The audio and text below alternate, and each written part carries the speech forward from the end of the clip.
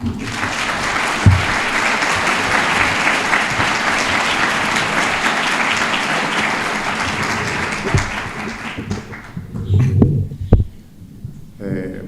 gracias a nuestro moderador, gracias a Javier Barraicoa, que desde luego se ha centrado en una brillante exposición de un tema tan concreto como lo que es el liberalismo, o mejor dicho, el catolicismo liberal, visto desde una perspectiva hispánica, que por cierto ha mencionado Alejandro Pidal, y hay una frase de él que yo repito frecuentemente en conferencias y clases de historia, y es cuando increpa en las Cortes a Cánovas del Castillo, recién restaurada la monarquía de Alfonso XII, diciéndole: incorporando a la revolución, a la restauración de la monarquía, la habéis neutralizado. Es definitivo porque es en la respuesta al discurso de la corona recién restaurada. Y antes de conceder un margen a ver qué pasa, él sabe que el hecho de que la revolución haya entrado, naturalmente, neutraliza la restauración. Y antiguamente quiero destacar que el término revolución se utilizaba no para hablar de una en concreto, ni de la francesa siquiera, sino que era un proceso que se había abierto con la francesa, incluso antes, como decía la princesa de Beira, en los réprobos principios de Lutero tenemos ya el primer paso, igual que en la masonería también decía que el primer cañonazo lo da Lutero. Cuando se habla de la revolución en el siglo XIX e incluso en el XX, es porque están, y creo que aciertan, englobando en un solo proceso todo lo que se había desatado, todas esas fuerzas diabólicas realmente que se han desatado contra Dios a finales del siglo XVIII, ya de una manera visible, y que van a ir teniendo reediciones, lo que llamamos las revoluciones liberales o burguesas, hasta la primera mitad del siglo XIX. En principio, la más fuerte es la de 1848, y a partir de ahí el régimen liberal queda ya arraigado en la Europa occidental. No es que con esto la revolución haya desaparecido, porque de hecho la revolución comunista es hija de la otra. Es el mismo proceso revolucionario que no se ha detenido. Aquello que se comenzó en 1789 no hemos visto su final. Ahora bien, es cierto que yo desde joven seguí la pista de la masonería porque estudiando historia contemporánea veía que había lagunas y cosas inexplicables desde una óptica racional. ¿Cómo ha podido ocurrir esto en política? ¿Cómo ha podido haber esta deriva espiritual en un pueblo como el español? ¿Cómo ha podido darse una matanza de frailes en la católica España en 1834? De pronto, cuando indagas un poco ves que eran los mismos piquetes de asesinos que iban de un convento en otro. El 17 de julio de 1834, de la noche a la mañana, acababa de empezar la guerra carlista, y asaltan conventos de frailes. Casualmente los suelen asesinar golpeándoles en la tonsura, es decir, que todo tiene una simbología muy clara.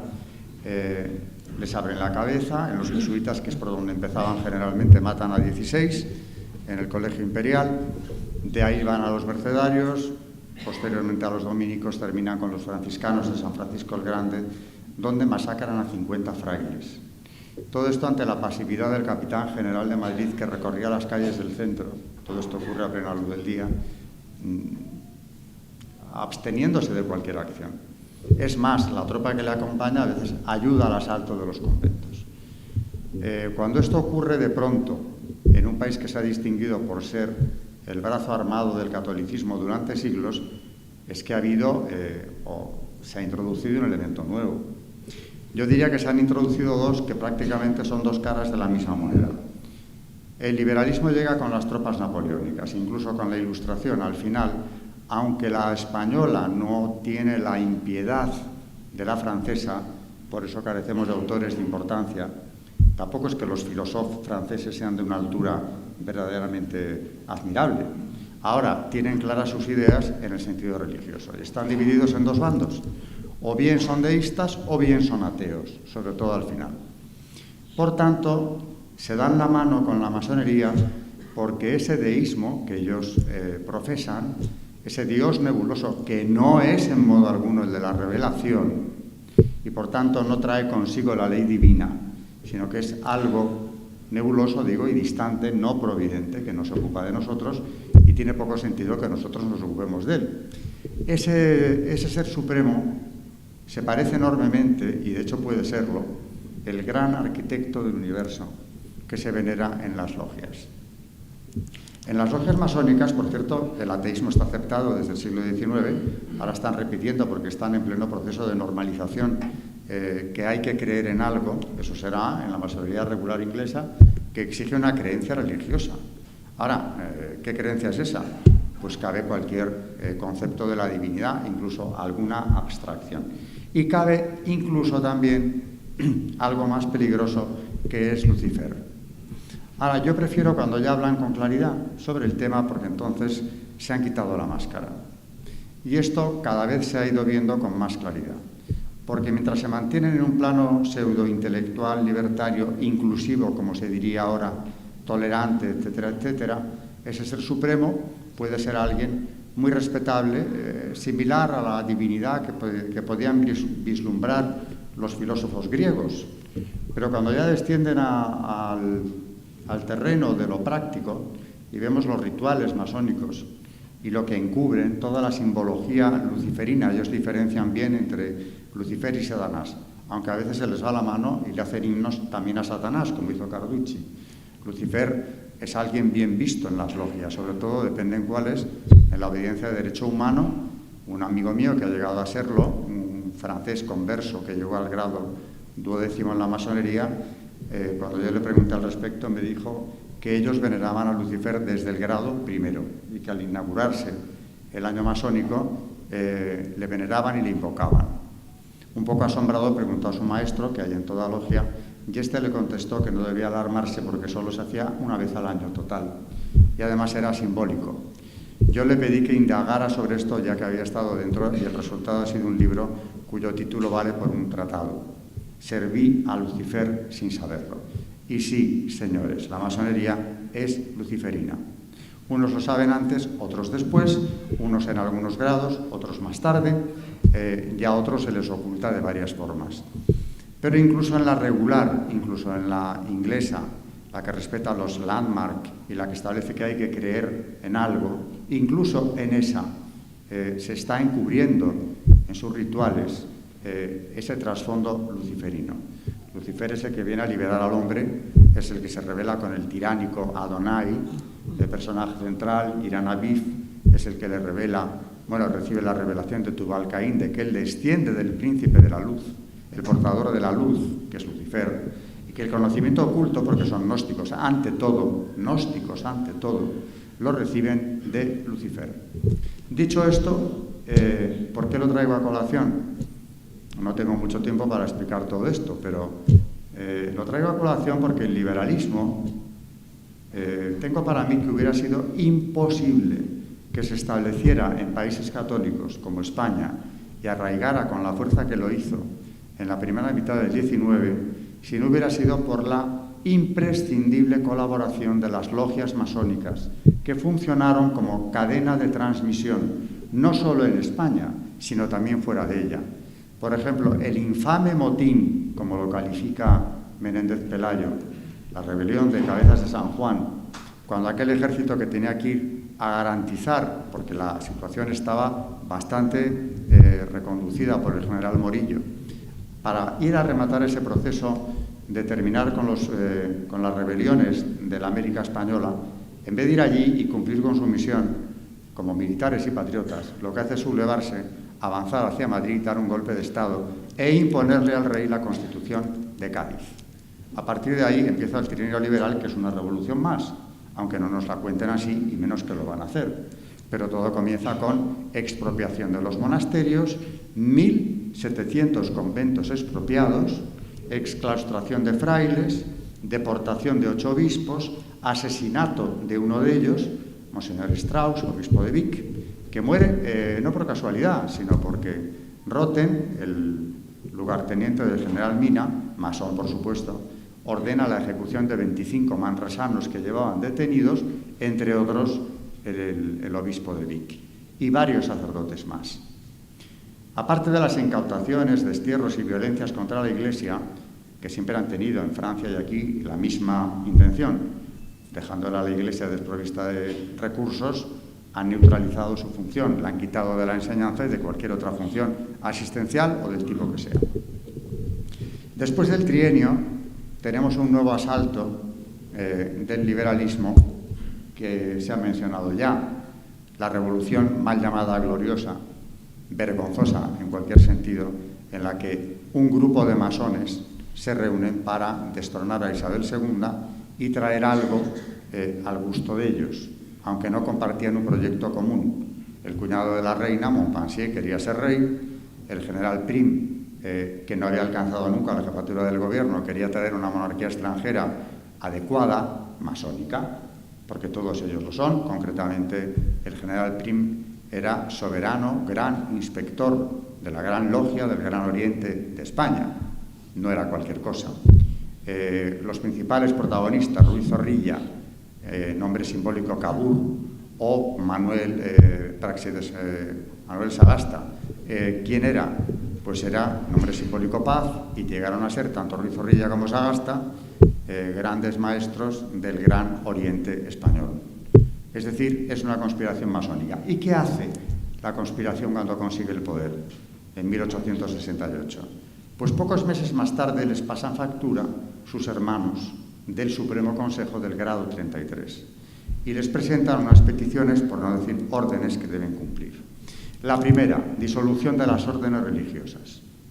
La segunda, escuela laica, la fijación de siempre en la masonería, quitar por completo a las órdenes, a la Iglesia, de la enseñanza, como en Francia o como aquí, siempre que han tenido acceso al poder. Tercera petición, matrimonio civil, para la reforma de la familia.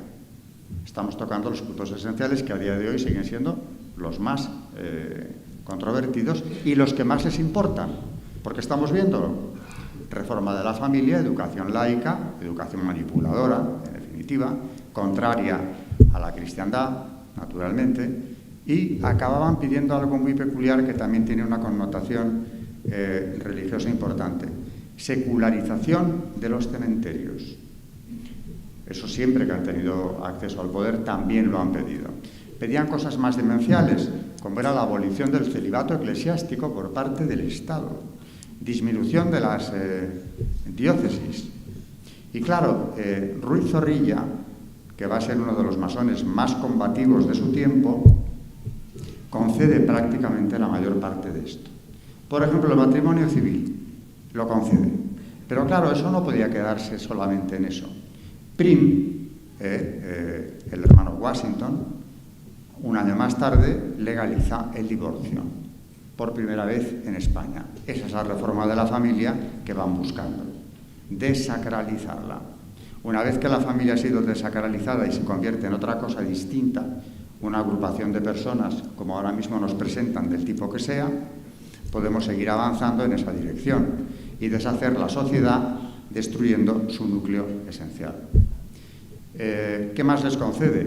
Bueno, prácticamente todo lo que habían pedido, pero también hay una nueva expulsión de los jesuitas, es la tercera, incautación de las bibliotecas y colecciones artísticas de catedrales, monasterios e iglesias por parte del Estado. Les concede prácticamente todo lo que se le ha pedido. Pero claro, la dependencia que tiene el gobierno, que está en ese momento en el poder, respecto del Supremo Consejo del Grado 33, es absoluta. Es decir, que ha pasado a la historia como la Revolución Gloriosa, que además tenía para mayor escarnio como lema el grito de «Viva España con honra», nunca con mayor deshonra. Y esa revolución liberal lo que era una revolución masónica, concordante en todos sus extremos con los principios de la masonería. Bien, el liberalismo, por tanto, es un hijo, iba a decir que era un compañero de camino, pero no lo es un hijo, en buena medida, que ha vivido, que ha crecido condicionado por la secta masónica. Los papas no se confundieron. Desde el siglo XVIII reconocieron precisamente que en ese movimiento subversivo que condenan generalmente en el siglo XVIII con dos argumentos: por salvaguardar la tranquilidad de los estados y sobre todo por la salvación de las almas. No voy a leer todo lo que he seleccionado, pero en cuanto a condenas pontificias hay algunas muy esclarecedoras. Por ejemplo, ya en 1829, entro en el 19, omitiendo las condenas del 18, Pío VIII, en la encíclica Traditi Humilitati Nostre, habla de la masonería como secta satánica que tiene por su dios al demonio. En 1832, Gregorio XVI, en Miraribus, habla de que esta es la hora del poder de las tinieblas. En 1846, Pío IX, uno de los papas que más contundentemente ha condenado la masonería, en Qui Pluribus, dice: nos horroriza y nos duele en el alma considerar los monstruosos errores y artificios varios que inventan para dañar, las insidias y maquinaciones con que estos enemigos de la luz, estos artífices de la mentira, se empeñan en apagar toda piedad. Y termina diciendo en ese párrafo que se trataba de descubrir los escondrijos de los impíos y vencer en ellos al mismo diablo a quien sirven. No hay que preocuparse, voy a reducir mucho todo lo que tenía seleccionado. Pío IX, bueno, hay algo que no le puedo saltar, una alocución, esta vez es una alocución del 9 de diciembre de 1854, acababa de proclamar el dogma de la Inmaculada Concepción, y ahí dice que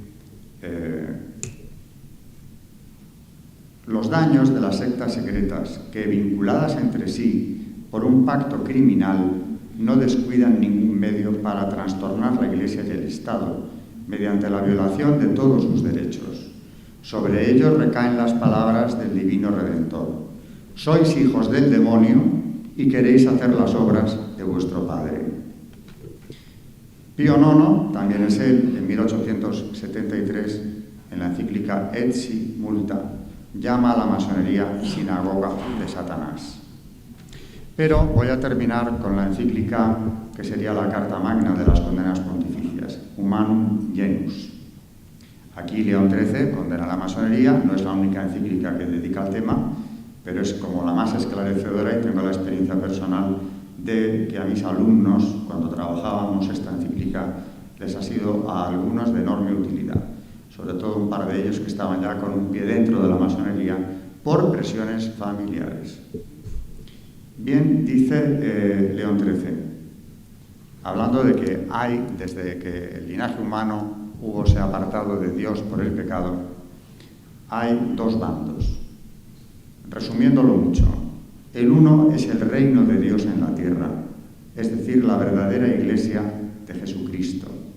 El otro es el reino de Satanás, bajo cuya potestad se encuentran todos los que, siguiendo los nefastos ejemplos de su caudillo y de nuestros primeros padres, rehúsan obedecer a la ley divina y eterna, y obrar sin cesar o como si Dios no existiera, o positivamente contra Dios. Y viene luego la cita de San Agustín, de las dos ciudades.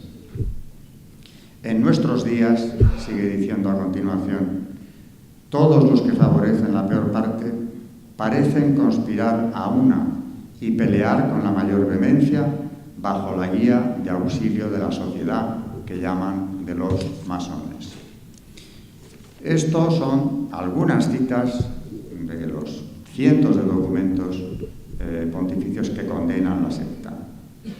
Pero yéndome al prólogo de la edición de este libro, El liberalismo es pecado, a la obra que aporta Monseñor Schneider, hay algo que me ha llamado la atención de manera muy concreta. Para empezar, bueno, ya voy terminando, lo que quiero decir aparte de estas citas.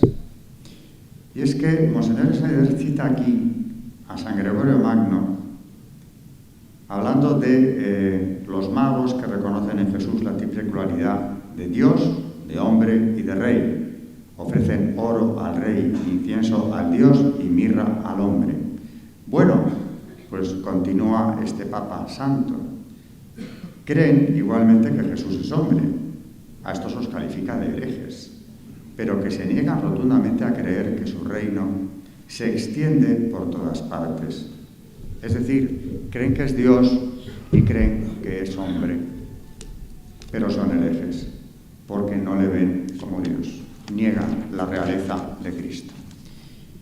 Y si niegan la realeza de Cristo, nos están abocando a la barbarie con la que acaba diciendo Monseñor Schneider que estamos conviviendo ya. Antes de acabar, también hay una cita muy oportuna que toma aquí Monseñor Schneider hablando del Padre Palau, que es de Isaías. Hay de vosotros que decís luz a las tinieblas y a las tinieblas luz, bueno a lo malo y malo a lo bueno, dulce a lo amargo y amargo a lo dulce. Y ya de sus propias palabras, Monseñor nos dice que necesitamos urgentemente recatolizar Europa y el mundo, pero antes necesitamos recatolizar amplios sectores católicos, sobre todo el clero, las familias y la liturgia. Considero muy meritorio este libro, viene a decirnos, nos cita la Sagrada Congregación del Índice de 10 de enero del 87, donde dice que la Sagrada Congregación nada halló contra la sana doctrina en esta obra. Y luego termina, y yo con él en esto, diciendo que el destronamiento de Jesucristo, la abolición de su realeza social y su destierro de todas las áreas de la vida pública ha llevado al catastrófico bajo nivel moral de la sociedad europea, que puede describirse como barbarie. Y no exagera.